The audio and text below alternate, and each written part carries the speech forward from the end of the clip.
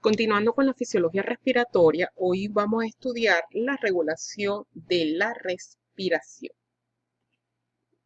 ¿Cuáles son los objetivos que nos hemos propuesto en esta clase? Conocer cómo está formado el centro integrador de la respiración, el centro respiratorio, la importancia del centro respiratorio,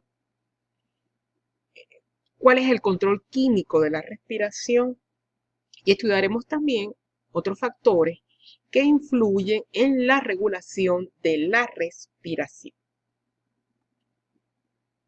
La respiración es un proceso mixto, es decir, es un proceso voluntario y un proceso involuntario, cuyo objetivo es mantener la homeostasis de las concentraciones de oxígeno, CO2 e hidrogeniones en los tejidos. Todo comienza con un estímulo.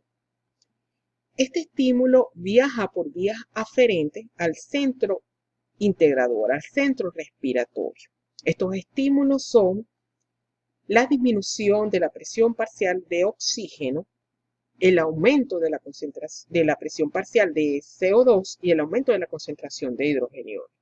En el centro respiratorio, estos estímulos son procesados y salen vías eferentes a un órgano efector, que en este caso es el diafragma y los músculos intercostales internos, para que se contraiga y comience así la inspiración.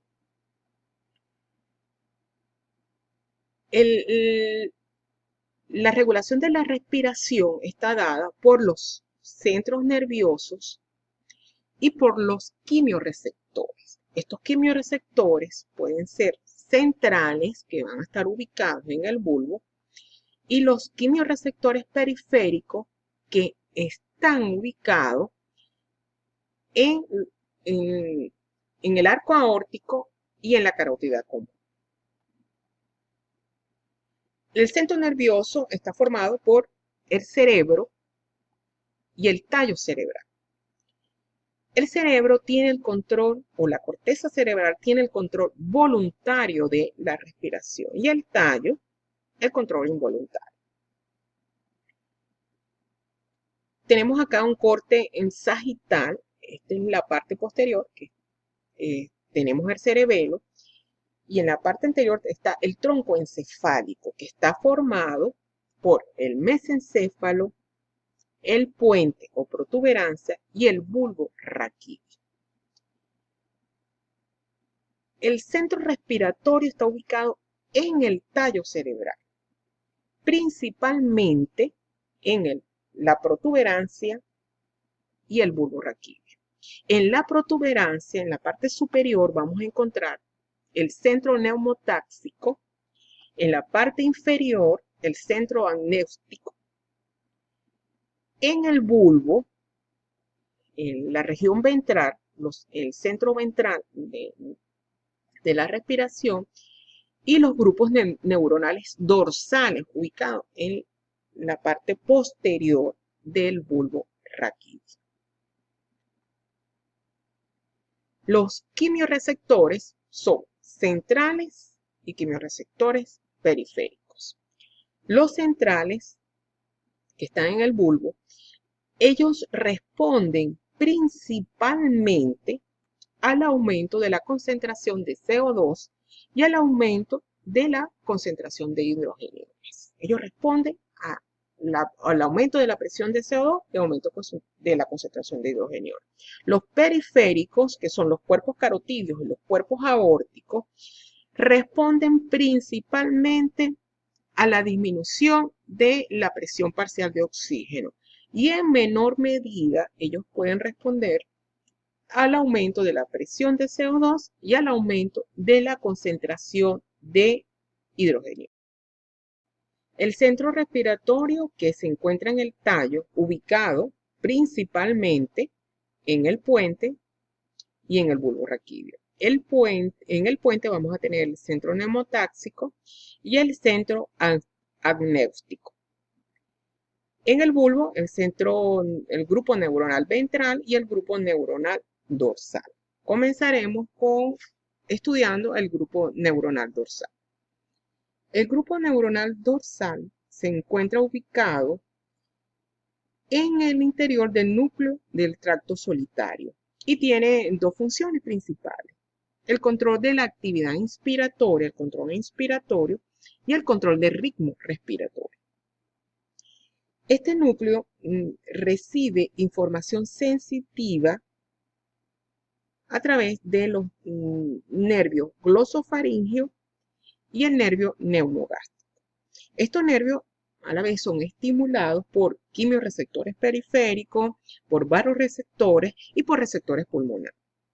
Una vez llegada la información al grupo neuronal dorsal, sale información eferente a través del nervio frénico para estimular el diafragma de manera más importante, el diafragma, pero también hay fibras eferentes que van a los músculos intercostales internos a través de los nervios espinales.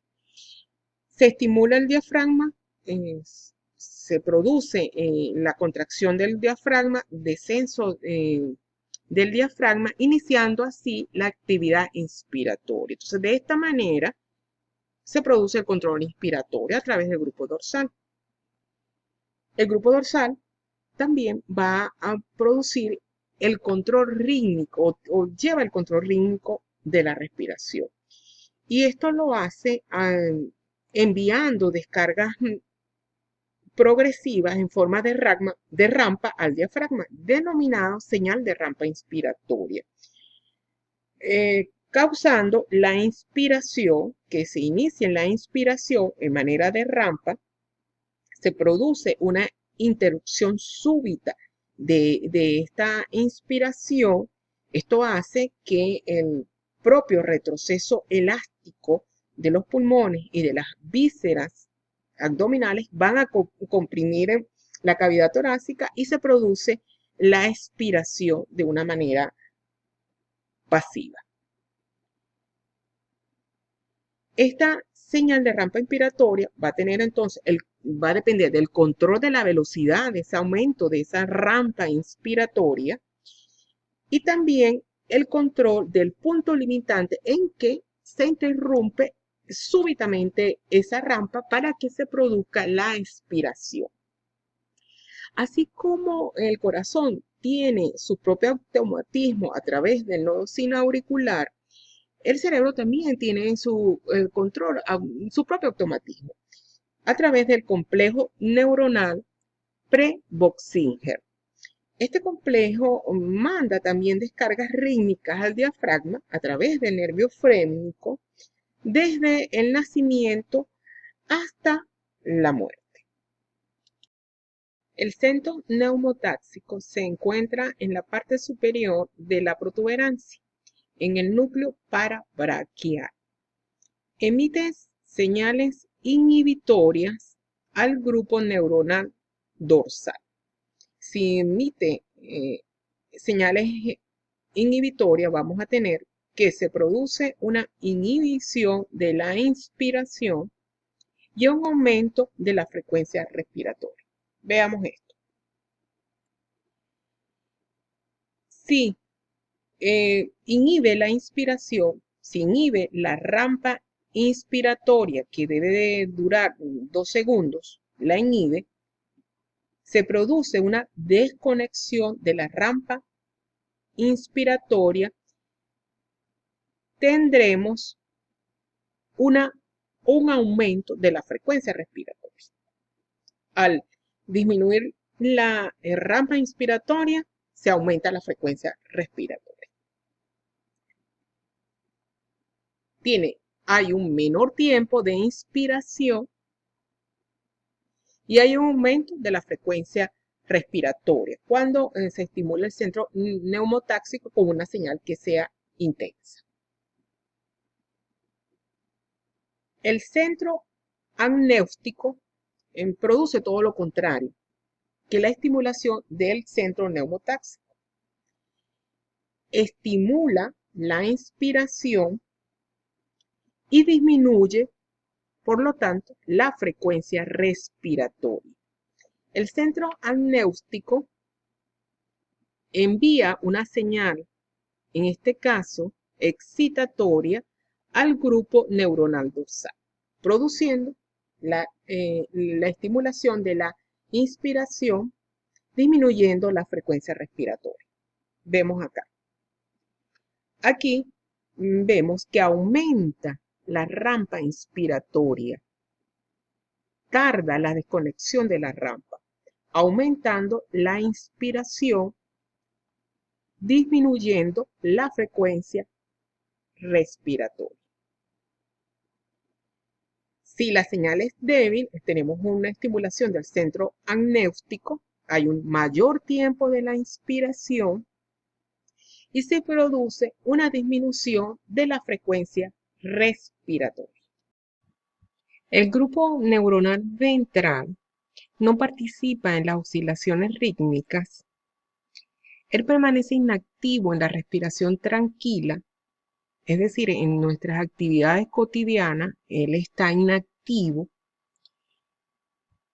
de tal manera que él actúa cuando se requieren niveles altos de ventilación pulmonar. Cuando nosotros realizamos una actividad física extra, cuando hacemos un ejercicio extremo, es cuando este grupo ventral es activado. De forma que él va a contribuir a un impulso respiratorio adicional. Este grupo ventral se encuentra en el bulbo raquídeo, en el núcleo ambiguo y retroambiguo, y él recibe estimulación del grupo dorsal. Esta estimulación del grupo dorsal la recibe cuando hay una actividad física es intensa, cuando hay un ejercicio intenso, es cuando él es estimulado. Y él va a enviar fibras eferentes al músculo diafragma para así potenciar la inspiración. Pero no solamente potencia la inspiración, sino la expiración, porque manda también información a los músculos accesorios de la expiración, los músculos rectoabdominales y los músculos intercostales internos, potenciando también la expiración. Entonces potencia la inspiración y la expiración, pero cuando hay una actividad intensa.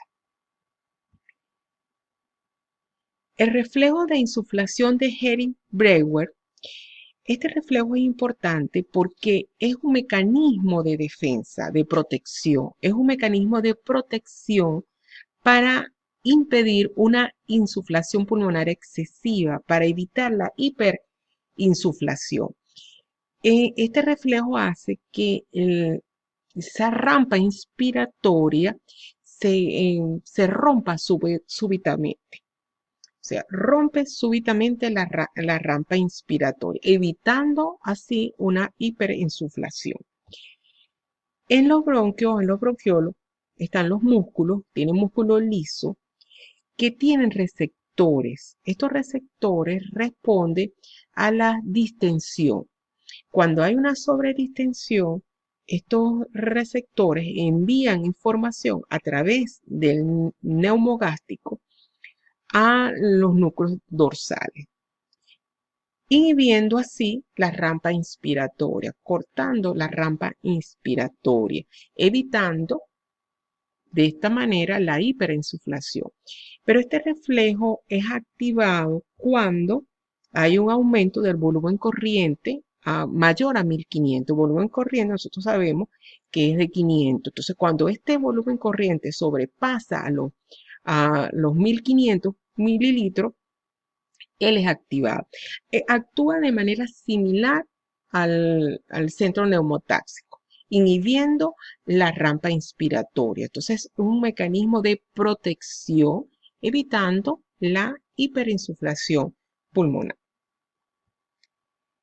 Ya nosotros estudiamos cómo está formado el control nervioso, cómo es el control nervioso de la respiración, con el centro neumotáxico, el centro amnéustico, los grupos neuronales, ventrales y dorsales.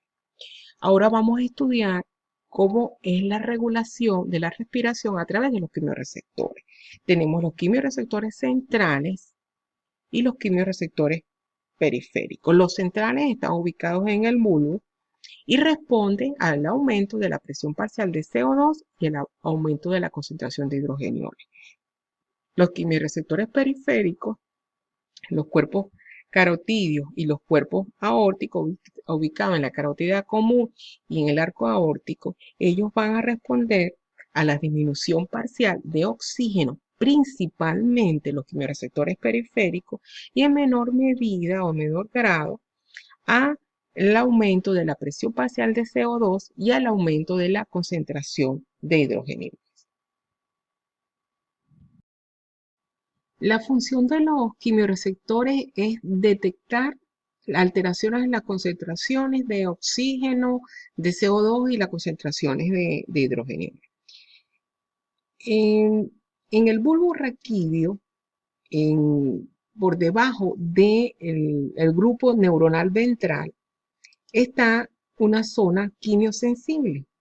Estas zonas quimiosensibles son estimuladas principalmente por los iones de hidrógeno. Los iones de hidrógeno son los únicos que estimulan directamente a esta zona. Pero, ¿cuál es el problema que tienen los hidrogeniones? Que ellos no atraviesan con facilidad la barrera hematoencefálica. Por eso tiene un efecto menor que el dióxido de carbono, porque el dióxido de carbono atraviesa con facilidad la barrera hematoencefálica porque es muy liposoluble. Y de esta manera tiene un efecto indirecto más potente que la concentración de los hidrogeniones. Cuando hay un aumento de la concentración de CO2 en la sangre, también va a haber un aumento de la concentración de CO2 en el espacio intersticial y en el líquido cefalorraquídeo. Este CO2 se va a combinar con el agua y se va a formar el ácido carbónico. Posteriormente, este ácido carbónico se disocia, se forma bicarbonato e hidrogeniones, que estos hidrogeniones van a estimular la zona quimiosensible. De esta manera, al aumentar la concentración de CO2, hay un aumento de la concentración de hidrogeniones y una estimulación de la zona quimiosensible. En esta gráfica vemos en el eje de las X la presión parcial de CO2 y la concentración del pH. El pH es proporcional a la concentración de hidrógeno. Y en el eje de las Y, la ventilación alveolar. Cuando hay un aumento de la presión parcial de CO2, hay un aumento de la ventilación alveolar. Si aumenta el pH, aumenta en menor medida la ventilación alveolar. Por lo tanto, el CO2 es el principal regulador del centro respiratorio. Ahora bien, ¿cómo es esta adaptación del centro respiratorio a las concentraciones de CO2? Inicialmente, cuando hay un aumento de la concentración de CO2, hay una respuesta intensa en las primeras horas del centro respiratorio. Luego disminuye gradualmente a lo largo de a los 2 días siguientes. Esta respuesta va disminuyendo. Y ya posteriormente, esta respuesta es un quinto del efecto inicial. Es decir, que el efecto del aumento de la concentración de CO2 de manera crónica, esa respuesta es más débil. En la medida que pasan los días, esta respuesta del centro respiratorio se hace más débil. Esta adaptación del centro respiratorio al aumento de la concentración de CO2 se da por dos mecanismos. Uno de los mecanismos es que aumenta la permeabilidad del bicarbonato a través de la barrera hematoencefálica. Las primeras 2 horas hay un aumento del bicarbonato, de la difusión de bicarbonato a través de la barrera hematoencefálica hacia la zona quimiosensible. Ese es el primer mecanismo. Luego, a, a los 2 días, comienza un aumento de la reabsorción por parte del riñón del bicarbonato. Al aumentar la reabsorción de bicarbonato, hay un aumento de la concentración de bicarbonato en el líquido cefalorraquídeo y en la barrera hematoencefálica. Este bicarbonato que existe en esta zona, tanto en el líquido cefalorraquídeo como en la zona quimiosensible, se va a unir a la concentración de hidrogeniones, produciendo así una disminución de los hidrogeniones en la sangre y en el líquido cefalorraquídeo. Primero, hay un aumento de la permeabilidad del bicarbonato a través de la barrera hematoencefálica. Entonces, el bicarbonato pasa a la zona quimiosensible. Posteriormente, hay un aumento de la reabsorción renal de bicarbonato. Este bicarbonato pasa a la sangre, al líquido cefalorraquídeo, a la zona quimiosensible, y este bicarbonato se va a unir con los hidrogeniones, disminuyendo en el líquido cefalorraquídeo y en la zona quimiosensible y en la sangre la concentración de hidrogeniones. Entonces hay una disminución de la concentración de hidrogeniones en sangre y en líquido cefalorraquídeo. Esos son los dos mecanismos que explican el, el mecanismo compensatorio o de adaptación que tiene el centro respiratorio. ¿Qué tenemos nosotros en una paciente con una acidosis respiratoria? En una paciente con una acidosis respiratoria no compensada tenemos disminución del pH, un aumento de la presión parcial de CO2 y el bicarbonato está normal. Cuando esta acidosis respiratoria es crónica, como los pacientes bóticos, los pacientes con una enfermedad obstructiva crónica, ¿qué vamos a tener? Explicado por los mecanismos anteriormente dicho, el pH está normal porque el bicarbonato se va a unir a los hidrogeniones y el pH va a ser normal. La presión del CO2 sigue aumentada y el bicarbonato en la sangre va a estar aumentado porque hay un aumento de la reabsorción de bicarbonato. Este es el mecanismo que explica cuando existe una acidosis respiratoria. Esto lo vamos a tener pendiente cuando nosotros estudiemos los desequilibrios ácido-base. Los quimiorreceptores periféricos están en el cuerpo carotídeo y en el cuerpo aórtico. La información del cuerpo carotídeo va a ser a través del glosofaringio que se dirige al centro respiratorio. Entonces, a través del glosofaringio va la información. Y a través del neumogástrico a los cuerpos carotídeos. Estos quimiorreceptores actúan principalmente por la estimulación de la disminución de la presión parcial de oxígeno, con mayor sensibilidad a los cuerpos carotídeos. En menor medida puede haber una respuesta al aumento de la presión parcial de CO2 y al aumento de la concentración de hidrogeniones. Esta respuesta no es tan importante como en los quimiorreceptores centrales, que sí responden de una manera más efectiva al aumento de la presión de CO2 y el aumento de la concentración de hidrogeniones. Sin embargo, esta respuesta, cuando es rápida, al inicio del ejercicio. Al inicio del ejercicio, a través de los quimiorreceptores periféricos, podemos tener una respuesta más rápida al aumento de la presión de CO2. Los quimiorreceptores periféricos, ellos responden cuando existe una disminución parcial de oxígeno menor de 70. Allí es cuando ellos se activan y tienen una respuesta más efectiva cuando hay una disminución de la presión parcial de oxígeno de 30. Entonces, cuando disminuye la presión parcial de oxígeno a menos 60, hay una respuesta más efectiva de los quimiorreceptores. Ahora bien, ¿cuáles son los mecanismos fisiológicos que tratan de explicar la activación de los quimiorreceptores periféricos? Esto todavía no está bien definido. Sin embargo, existen tres teorías que tratan de explicar cómo es la estimulación de estos receptores, de estos quimiorreceptores periféricos.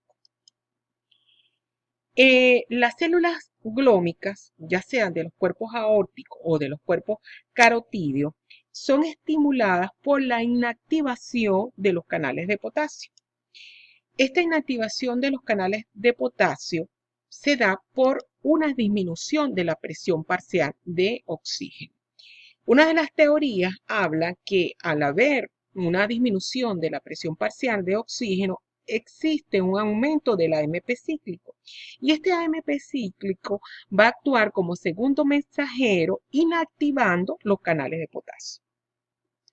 Otra teoría es que existe una proteína hémica que contiene una molécula de hierro que capta el oxígeno y cuando hay una disminución de la presión parcial de oxígeno, esta proteína también inactiva los canales de potasio. La otra teoría habla de una inhibición de la NAF oxidasa, que es una enzima que se encuentra en las mitocondrias de las células glómicas, que probablemente también inactiven los canales de potasio. ¿Qué pasa si hay una inactivación de los canales de potasio? No sale el potasio, hay aumento de las cargas positivas dentro de las células glómicas.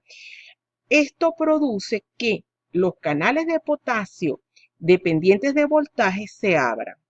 Al abrirse, entra el calcio y el calcio hace que en las vesículas que contienen los neurotransmisores excitatorios, acetilcolina y dopamina, sean expulsados por exocitosis. También se piensa que el ATP actúa como un neurotransmisor excitatorio. Entonces, estas vesículas, estas moléculas se adhieren a los receptores de membrana, produciendo la despolarización y la entrada de sodio, transmitiendo esta información, este potencial de acción a los grupos neuronales dorsales. Si son estimulados las células glómicas de los cuerpos aórticos, la información va a viajar a través del nervio vago. Y si son estimuladas las células del cuerpo carotídeo, la información viajará a través del glosofaringe.